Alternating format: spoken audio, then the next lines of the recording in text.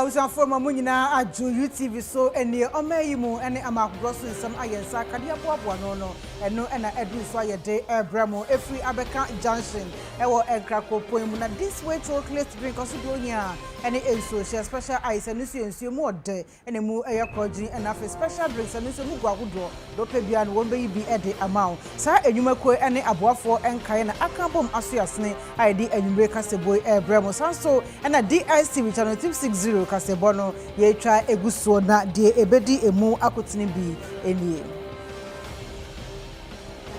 Mrashe Jafia committee a wono hwe bambo ene amanwe ensamson wo mu akọ ashama mekowiase soja ni abrante kwa ashama afọ bu nukunu no makoche abusuafo eno ana committee no ade atodwa so mbe omafo die biada ade patesika ama de hia ye boro mo ewa ashama eno ne beto dwase ye kejetia dwakese ewo kuma sasantema ntemu no eja atofon baabi ama ahyere paa na ewiem se kumo wusi nya asam ketwa na adwadefo no masha ase ama wamo enema hodo ahye no wamo kenkan nux for ekomrashe bedwam enne ekokasa ye de forget fund no sanso ena bosumi bosumi yetu asi wonom na ye de hye Ghana ntade akere Ghana mamrani amane nam so ama art culture wonom de atodwa se ase ehun da ubo ene ewo enhye no ade a ewo fomo ne ebekọ antieku adehye no akiremu se bonka na se drainage nsuo famu no enye entinam so amasese nsuo eyirifa wo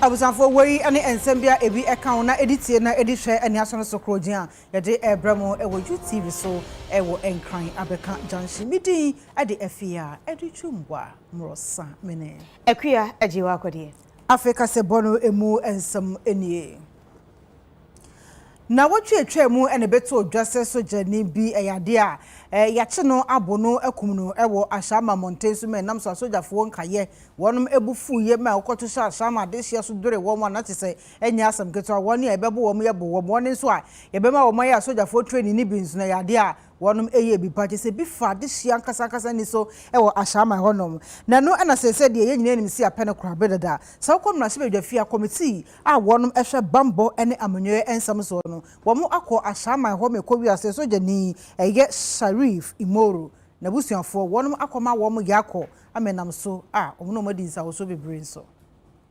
yanka ya busuan ya wo ne nche bebre eno sra ni abrante kwa akora afi no wagye ntiti ye wie no wapie monten so Sharif Imoro mojamona ne ho so sisi ne ho so wanya mfinhye na duonu ba ko pe 21 years nipa bi ekoye ne dom ewo ashama we amasrafo ni breye woti wo hugu ashama monten so ne bre dambrada ne dian obro amanfo pa enam sayo so nipa bi kura ho akokoka ewa bambofo ensem na osra ni Sharif Imoro a nipa bi aje ne nkwadi firi ne nsam yinti abje kohwe bambo ho nsem kaye so mra se bedwafie akwakopie mu ashama abusua na so akwakomo mu yakọ na sen central mra se bedwani urumanyamfo Kennedy akompre kwa Japan ni gina bedwokoya na mu ekasaye obia ni ho a okasa asemasie no ebia ayesempa ntino yemfa mo nyahwe efi se entwawie ntini yaba se yenemu yebechiche mo were nti ebaya anopai yasem tietietia ne se asema esi na ano no na parliament ya dwene ho se ne tie bia no o se yeba ne yebehwe ebusuafo nti yebaya na enantese no a police fuase ade a wo mo so aye ema asumdwe aba hasisia di yeda wo masesronko se o motim achi o mo a o mudi anyina brasem sa na minim se emra be yadwuma nti mo nhedin nenu akire no osofo da bambo asoye na no urumanyamfo Dominic Nitiwola wono so kasa ide adeserede e ma ashama de hyema nyina sabri dambrada asrafo mani suo nipaduam no wonyina no wonfa nche no ma ne kyekire ne die wo ye den a sebi enkototin se ne obia ehwe ni mu any Ghanaian anywhere should be able to walk freely any time of the day, even if it's midnight 3 a.m. and go to his house without turning the back to look at what is happening. If we live in a state where I fear to go to any place because it's dangerous, then it's not a state to live in. We'll use this Ashama incident to take steps to address some happenings in this country. And like I said, the action that was taken, we'll address it at the appropriate time. But today, we are here to commiserate with the family and to let you know that the state is with you.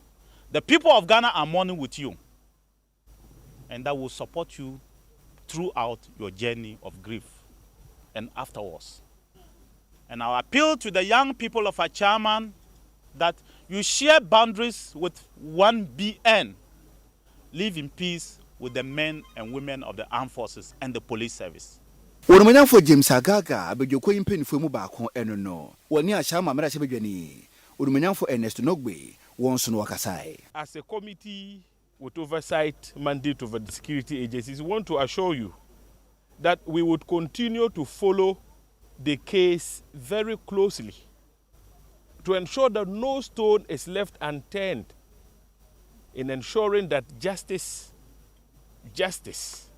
is done in the case of the gruesome murder of our brother. It was a sad event. It was a very sad event. But what we take out of it, and that is why the military, the committee is here, is that we have to make sure the perpetrators are brought to book. The chairman said, "Member of chairman, yes, sir. Sir, call away. Obama the scholarship. Obama can now conclude."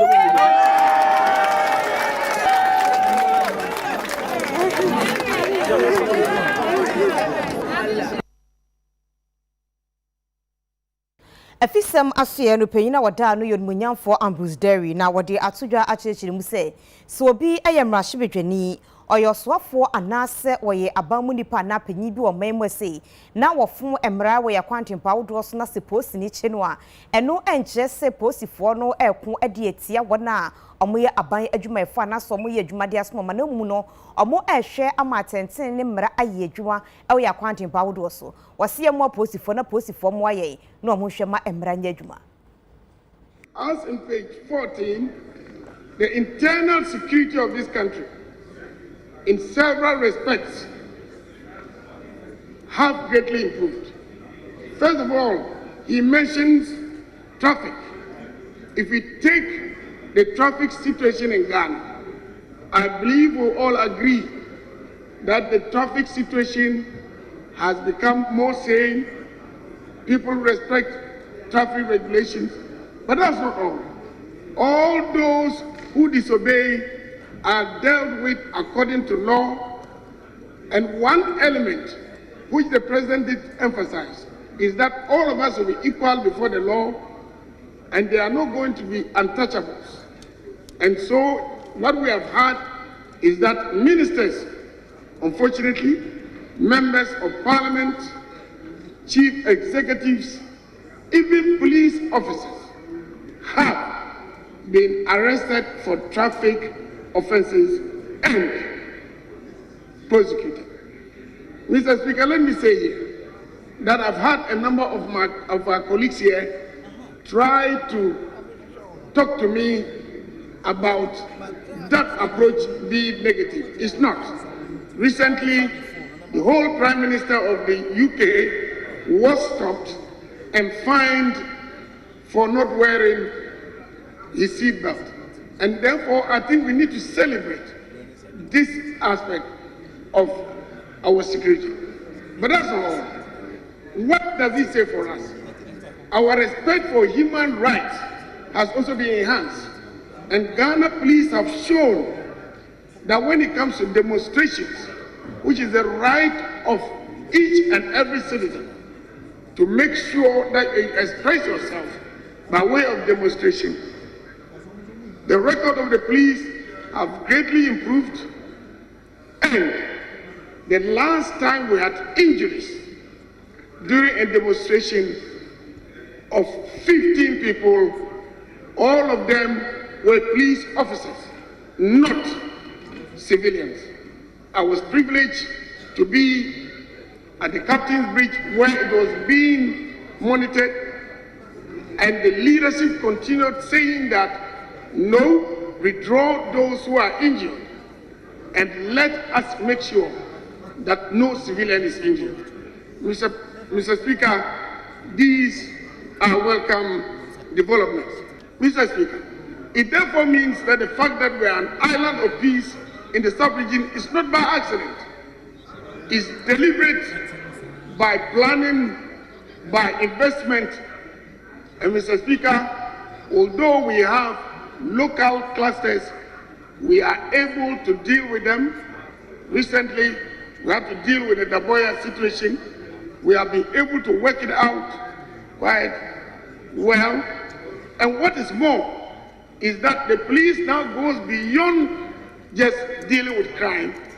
They involve the families of victims, and that gives greater meaning to the police as civilian in uniform and working to do the best for us. For year to akase bono eso edom kuma ewo mrahye bedwafie akasa ede ato aban enim se en manimu ya momodian se ensem bia kane soafo na wo hwe obo ade bobre ne ma atwi eho hia apode nyasape ene efiri dwuma nsem so eye professor Kwabena Frimpong Boaten ede ato dwa se aban asese wote adwa so yi mu panyifo do no adosuko wo galamse mu no e wo se ne manimu ya aban no eye hwehwemu e wo sansem ne mu. From the mouth of the former Minister of Environment, Dr. Frimpong Boaten, government officials, even from the presidency, are neck deep in polluting our waters, stealing our gold from irresponsible illegals. To quote from him, people in government, including Jubilee House, are involved in Galamsey. We have invited you here, ladies and gentlemen, intending to reach the people of Ghana to draw your attention to the painful fact that the president's utterances of commitment to protect our lands from illegal mining, popularly called Galamsey, is false. Indeed, the borrowing, in addition to borrowing irresponsible to wreck the sanity of our economy, they impudently are also destroying our lands, with government officials brazenly taking active part in it. We have reports of key government officials being key Galamsey operators and involved in destroying land at forest reserves in much part of this country. We wish to call on the government on this call to investigate the allegations made by the former Minister of Environment. It is also our expectation that government must desist from joining huge illegal migrants and the many unpatriotic Ghanaians from mining illegally on our lands. Today, not much of the land destroyed in the last 6 years is restored. We know of huge destructive activities happening around. We know of waters, our rivers being destroyed. We know of lands that are dark with chemicals that cannot be consumed and that are very inimical to our lives. And we know that in all this, government itself is deeply involved in the Galamsey activity and in the destruction of our land without thinking about reclaiming the land. Edom kuma baanu dani abediechi awasansuye elembele mrashibedwani onimonyafo Emmanuel Kofi Amaboa edi atudwache muse omampenye kufuado abreshi sikasem atete apansam aitise konteba oye nehwia enyeyi wochema no wose ebre no mampenyi babedi ade mfiempiembienu eni edu ensiem na eka Ghana yede no 120 billion Ghana cedis omampenye kufuado amamuomu yi apeja edi ko 600 billion Ghana cedis ye chese niema enkoyi. 2 years in a row, the president says, I feel your pain. I can understand your pain. Last year, when he said that, the next thing he did was this. He introduced some new taxes that, quite frankly, made Ghanaians' life even more difficult. He introduced the inward remittance tax, the bank transfer taxes, the e-levy, as you all remember, and reintroduced the benchmark values that really disrupted business and made life very difficult. This time, Mr. Speaker, after the president says that he cares about the student, he has lined up an array of taxes that the finance minister intends to bring to this house for us to even make life more difficult for the people of Ghana. So, Mr. Speaker, you question yourself and you ask yourself, does the president really care about what Ghanaians are going through? And let's be very clear where we are. Ghanaians are in despair because our economy is in the worst shape in decades. We are unable to pay our debts and have officially defaulted in the payment of our external debts since January 2023. We do not need anyone to tell us that the economy is in a bad shape. Ghana is described by the international community as a debt-distressed country. Our economy has been downgraded by various financial rating agencies, Moody's, Fitch, as we speak. As we know, the finance minister is negotiating with the IMF on a debt exchange program, very controversial one enough, that really affects the life of everybody. Mr. Speaker, but there's something interesting that has to be said. Now, the government has come out with a scheme, another scheme. It says gold for oil. They come out with something, and then every morning they will say it until everybody believes it's the truth. Mr. Speaker, gold, the only gold that we have in Ghana is the ones that we get from the small-scale miner and the galamsey that the Bank of Ghana buys. Nobody can tell me that we've gotten some additional gold. It's only the gold that we have. Mr. Speaker, there is nowhere in this world where we do barter trade for oil. Somebody should tell me where you take your gold and then you take the gallons of oil. There's nowhere in this world. So there's nothing like gold for oil. You go and sell it in dollars. And Mr. Speaker, when we are discussing this matter, we must be very serious. I heard the Vice President is saying that petrol prices have gone down because of gold for oil. Excuse my language. There is a Vice President and he wants to be president. I'm going to be very charitable. But frankly, I mean, the advisors should advise the Vice President until you make such statements. The reason why petrol prices have gone down is that crude prices were over $100 and then cut down to $72 per barrel globally. Enra ene ebo amaniese kwejetia market eno ewo Kumasi Asante Mantemu no eyade a eja ato efa baabi ama ehye papa ene ohwe wiemu a se kumotum ana enye asamketo a edwadefo dodo no na sise de wo mu esu no eto entwaye wo mu enwinwi omu esu gom yem papa ne nyina ne se wo mo niema bebrebe a ahye ama ekabo abano wo mu guso a ekan eka ababeto wonom animu. Enam ejaja mpentu ato Kumasi Kejetia market ema ejapade pi ene se ya amanfo etwa adwono Asante Mantema soafo no munyamfo Simon Osemensa edi mpanyimfo a moda Regional Security Council nano amoma ba behwe baabia eja no etoye ejapade ase no hodom eno ne nsamtrefo etwetwe nkomo a ode nsemu atudwa. It's just unfortunate say baabia ade no ehase na honso pa and are very dangerous when it comes to fire. The Nyamias is a so far, and it will be a free move. Name and Emma say no her properties. I say, I can't quantify it now, but the Nyanya Maketwa and I say, dear Yakachre Menese after 12 won't be benye all sections. While higher you better now, what may be the job? In Sunni near also cleaning, no cleaning your grass, shops in the Honoma, and yet they are over to me, a castle be Rametinum. But me to me, no, say other authorities named by Adrian. At least I'm close to for about 3 days. The whole market. Now near maybe a dana sprinkler, no. I start automatically and switch it on. If you have fire detectors, the alarm blew, did they work? Some basic ones, to me, you know. to say you hwehwe no answer na even the other side ye be and ke be because assuming say sa na man nyina still they are defective na usu be that side in there na tire ye na jato honso ane ende so we will be going through the same edimi mom there say other people who are in charge of the management of this place, if they will agree with me, we have to close it 3 days to 1 week, and then we do remedial measures.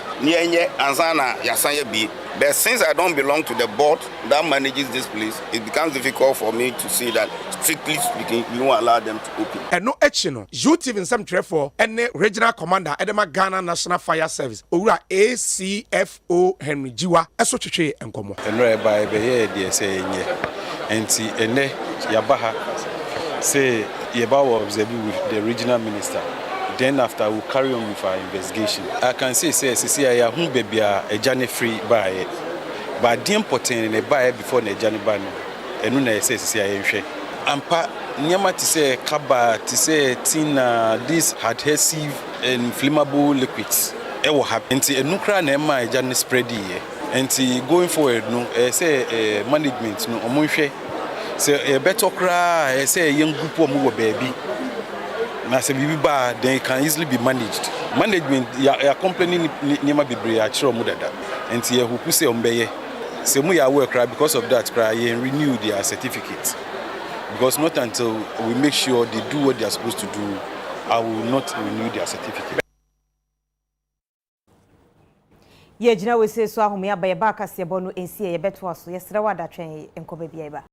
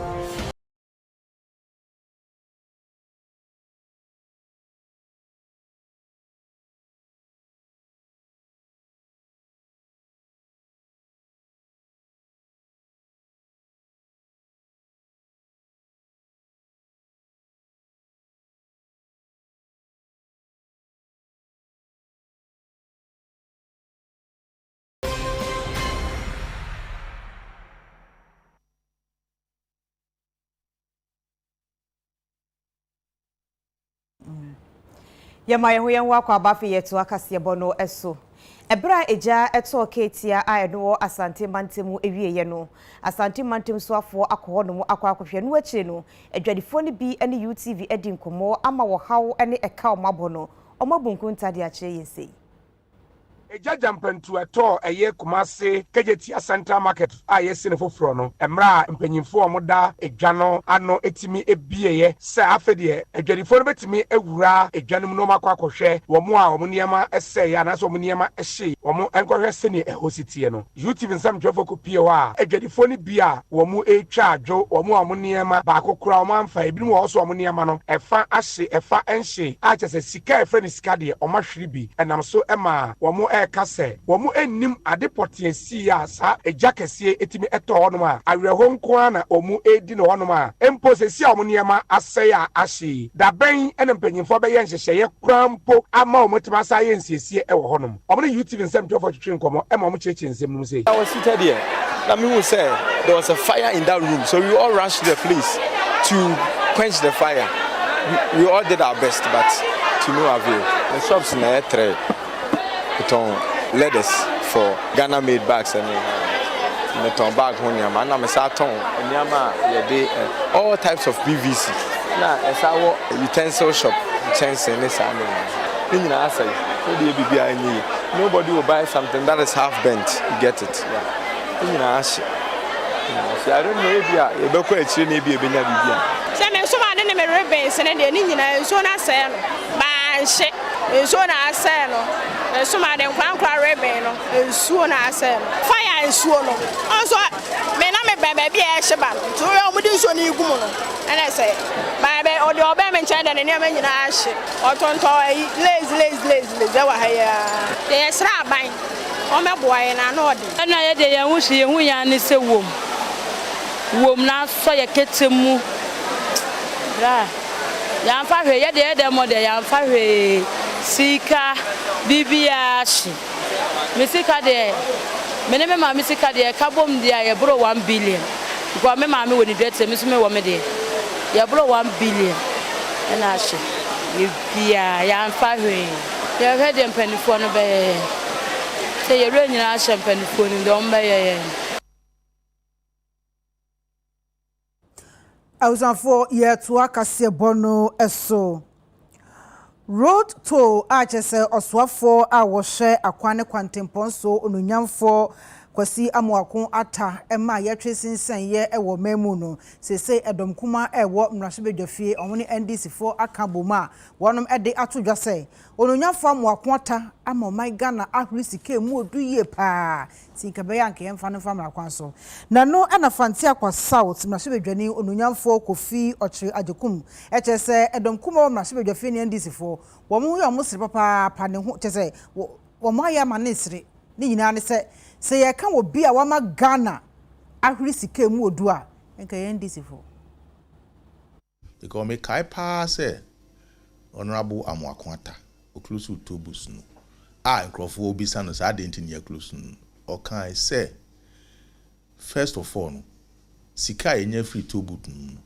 e kakra bi be about 70 million a year na odi sa sika no to nchen ya eho hawa ewo tobus no ebibre ebi ni say cars timidi trafficking be a 1 hour especially be a year tema motorway no ne ezi kaswa no ne ade be 1 hour na ka no edina tobut na okwa na wakotua 1 cedi ohun say enye economical because 1 hour no kura ujina ka no no ufu we nko a obehye no ebebro say sika no in the budget no levy na banse odeba no na wakachre and say part of the sikano benya no unse aban target about almost about 7 billion or something sa 7 billion ibi ebekọ akọ ye akwan ama Ghana for ehun atowo enti wo hwe the inconvenience of toll booths no at the whole year ebema 70 million now they compare say enu be free wha na make actual says ye kietimi calculate aka be hu say ɛyɛ no nso yɛ sika kɛseɛ ɛbɛboro 70 million enti no aban my reason no say e-levy no ɛbɛma enough sika say e-levy no ɛnyɛ sɛ ebinom yɛ wadwen sɛ on bɛ sabotage no de kwan bi on bɛ fa so a ɛma no on bɛ yɛ ɛna ketimi ba yɛ a ka masa an average of about 7 billion a year. Well, into the fancy, you move even 10% to crack road maintenance. Tobus no. Tobus say called road fund. And a reasonable say, you be jai tobus no. Na cars na ko. So, into about my reason. Unfortunately, say you live, you know, a be political. Emma NDC for a sabotage ade no emo omo champagne kra so betimi sabotage no omo nim say den ya dachi mo so be power and you need the same money to do the routes and in your more promising no. So that is the problem.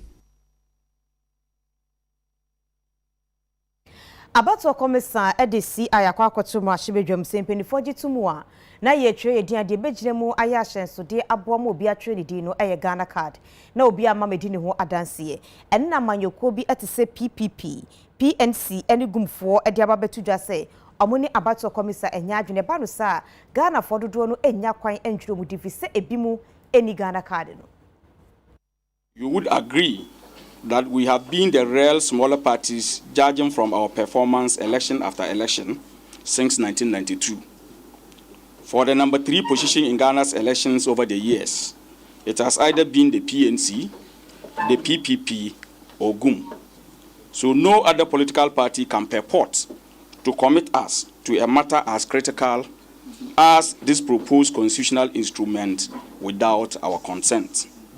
Ladies and gentlemen, we have followed with keen interest the discourse in Parliament and in mainstream media about the Electoral Commission's intention to introduce a constitutional instrument before Parliament, which CI seeks to make the Ghana card the sole document for proof of one's citizenship for the purposes of registration of voters.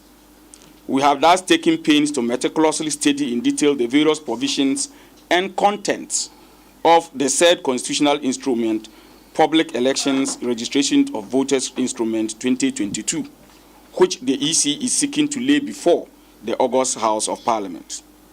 Having perused this CI, we wish to state using this forum of a press conference without any equivocation that same must be rejected by Parliament and not allowed to mature and become law. Yes, rainy day. Won't Ghana for more.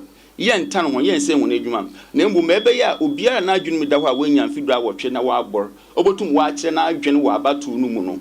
Wo ma na kwan. Na ma won yen chinchina atwan de say nyi Ghana card a entum nto aba. Osana enyim de beebi a wo register Ghana card na rempol. Chi say F4 car na fi beebi. Ansa na akọ beebi akoye. Na oye won wo ma yen hwe kokwa na asesem bi a esi woreye. Mbiri bi a wo se wolo chro edin for voters ID card. Wotum wo de da pena ebien. Wo chro obiara ne din wo Ghana ha. Wore ye Ghana card, wonyi ma adza wore be ye nti mfie nnum nyi. Wontum nchi obiara ne din wi. Nti onu kire wo de ma meka de NPP aban no, they are not coming into the 2024 elections with policies. They are coming with strategies, no. Or ya adza well calculated plan. Wore hihye ma obeya obodu won obobubu nkrofo won se gu echi waye basabase bi nti ye resre isi de won hu ye mobor na wonte ya asema ye rekan na afi Ghana fo so won support yen mo biara nkwaye basabase wodamadi hu osanna NPP na yimbasa a wesin anka woye mpo anka sabi obi akwaye ade bi na waka de on na wase Ghana nche wole ye Ghana ye no no obese nyankopon mpengu de ebi mpo anche ku bi esi osanna ho kire no so na waka de nche yanka kire ni ye ni wose nti ye besre mo biara nye basabase security agencies womboa na bibiara ye kama na yemfa kwan papado yenkire na adwen na EC wonte hin sufre na won use the guarantor system na wan kasa won use what the Ghana card osana Ghana card na se regional don so what the guarantor system na what the ye na sa wo beka de in use guarantor system na mo be use Ghana card na sebe na aye de ese wo ma me gbebusu bi na mo mu na na mfirim.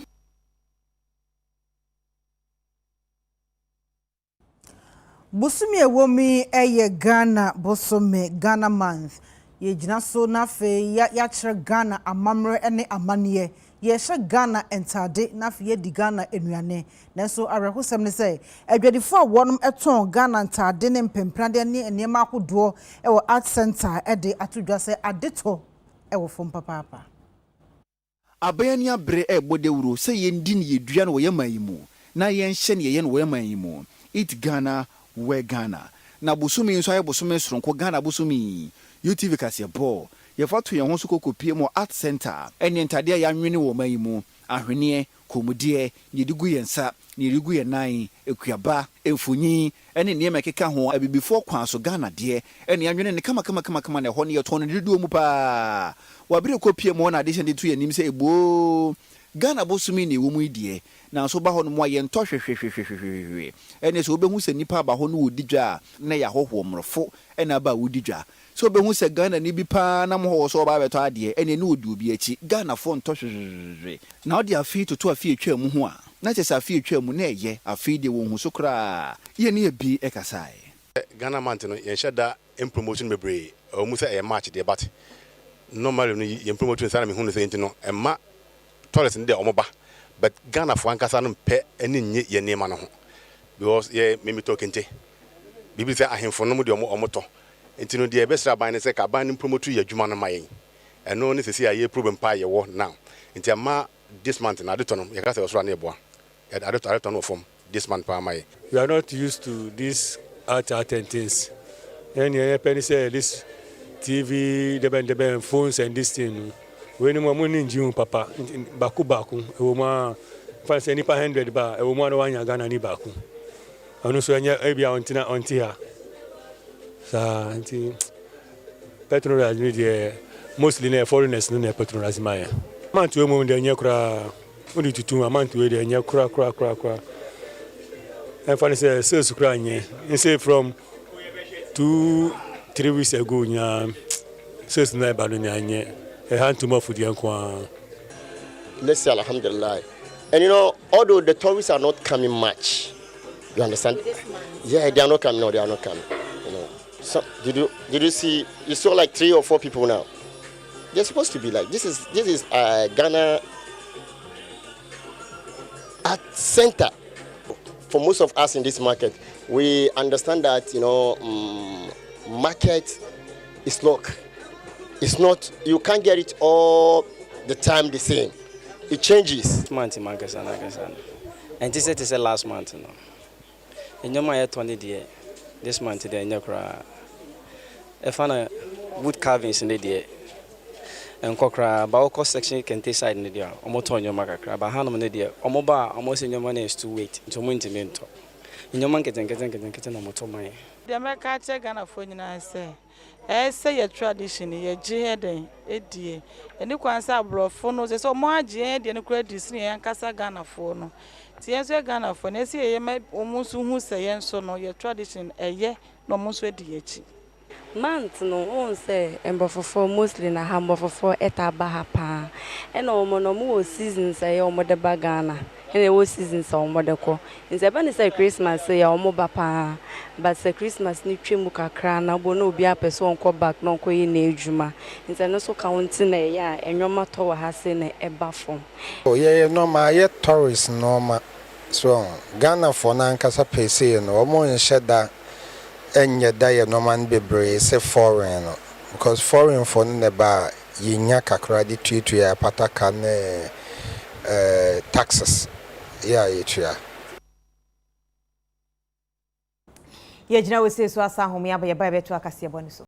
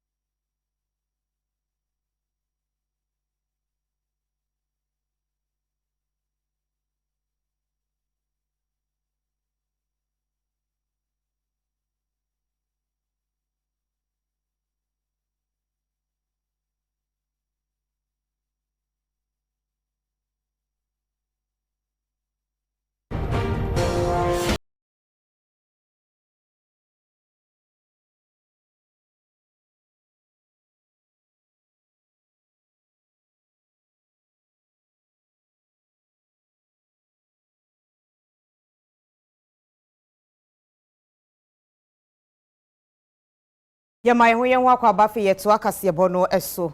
Efiti March da na obenemu de to so nan a eye Sharif Imoru yeku no ewo ashama ne mpotemo no asrafo ne ni brese krodom ko hono mo e mamrante kwa no de ye pro mu widie mo papa ensuo boase abunye se pampam ye hwe mo ankasa enya agro ntie nei abedweku ehwe bambo ne efisem so eko ashama no omode ato adehye ne so mbehwe apempatesika edi amawo na aboa makoma atoyem. Wasrani Ibrahim Mora nipa beje ne nkwan firi nsam ewa ashama mpotemo hono mo baabi ma asrafo kokupaye eti wo hugu ashama monten so etwi ma ene wo buru nipa tesese bi kromfo ya chi ne wi ketekete ewo kejeti adwaso no abedweko hwe bambo ho sem kan so mra se bedwafie akwakopie mu ashama brono a abridambrada ye koso ene ade hye bi yetwa wachimpiri no akwakodi ehia akwakotwekere safo ni nyina evre na mranim ne a wogina mu edi ama ade hye yetwa wona chimbai na wapre pepepe yo eni mpotasika edi ama omo eni mranim ni Emmanuel Kumade wabra bedweko ekokopie mu ho ena mranim ni wogina ade hye na mu ekasa ye show mu kran said the soldiers nbe yen enye be soldiers mu pinyifo ena MP samu hwe soldiers for nsem wo parliament aba na mudi hope aba any promise o mehwehwem the soldiers here no say boni a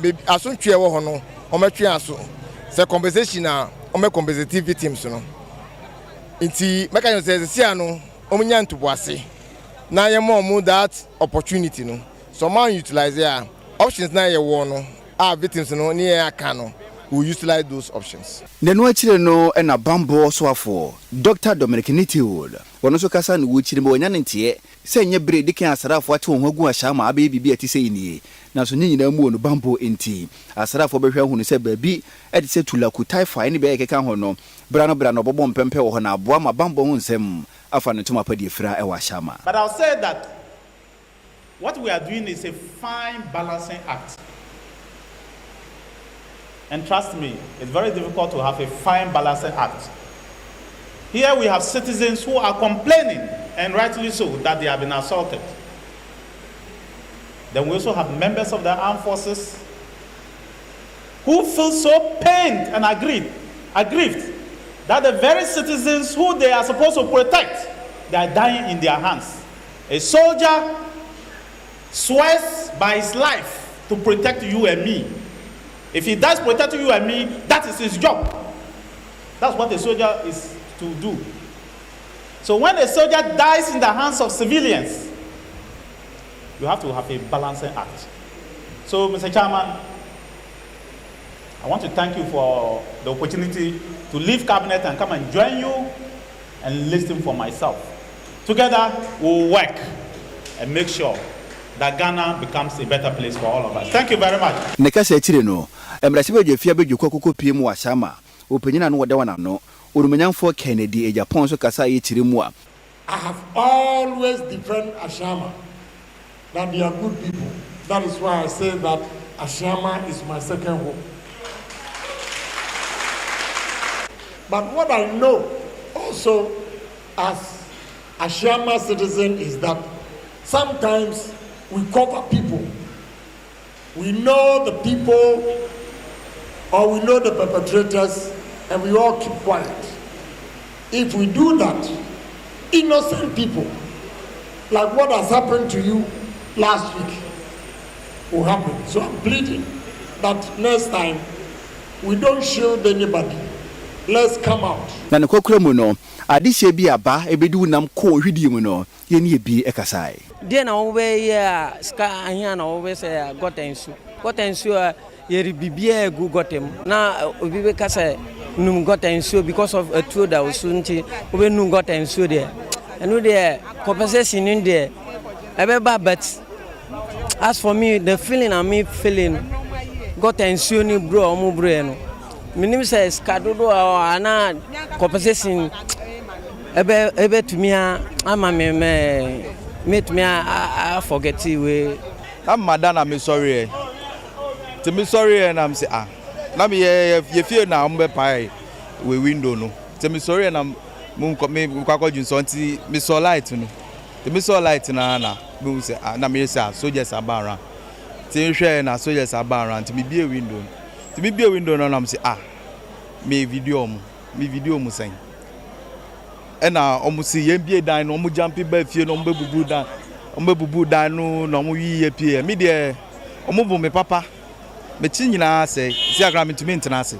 Na table edua na mechi afi beatings no de obutumi no obutumi do omu di dade fan birds omu bu me say twimi ko former MP nani mo omu tetia me so ebo me lie down na information me be ma so na whip no enya small.